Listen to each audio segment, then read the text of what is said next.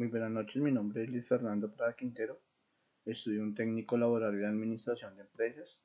Hoy los temas que vamos a tratar son tres temas. El primero es el que es el componente regular de un vector.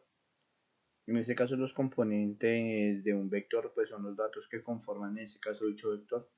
Para poder determinarlos primero pues es necesario tener un sistema de coordenadas que en este caso generalmente es el mismo plano cartesiano. Para ello, pues se tiene que un vector tiene un sistema de coordenadas para calcular componentes, que en este caso son dos, lo que es el eje X y lo que es el eje Y. En este caso, el componente del eje X y la unión de componente Y en la unión paralela nos da como resultado pues el ángulo del vector. En este caso serían pues los tres componentes, el eje X, el eje Y y el ángulo que nos conforman la unión de los dos vectores. El segundo tema que vamos a tratar en este caso es la suma de los vectores por componentes.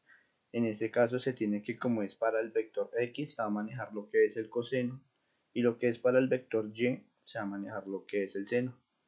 En este caso, dependiendo de la orientación cardinal, tomamos ese ángulo, ya sea este y norte, que son los signos positivos, y el oeste y el sur, que son los signos negativos.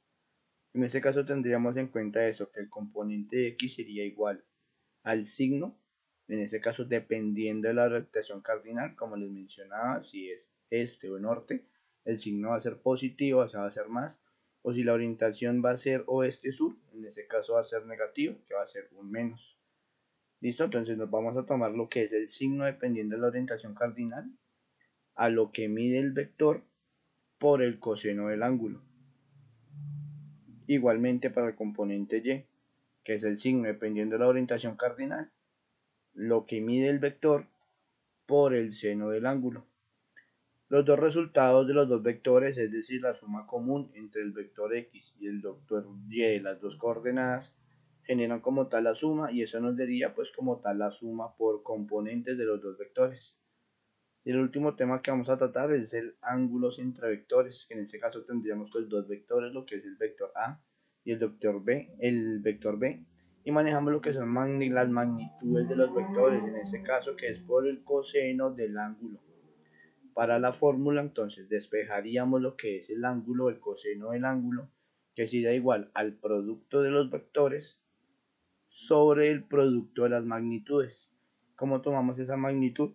La magnitud le sacamos lo que es la raíz cuadrada a la suma de los cuadrados de los componentes de los dos vectores, en este caso el vector A y el vector B. Solamente pues generamos la operación matemática, reemplazamos lo que son valores de ángulo, el valor de los vectores, perdón, lo que es el vector A, el vector B en la dicha fórmula, y allí tendríamos como tal el resultado del ángulo, generando lo que es en este caso el coseno, que sería pues el representativo para esta fórmula. Y ya que después con esos tres temas terminaríamos lo que es el taller número 1 de álgebra lineal. Que tengan una excelente noche.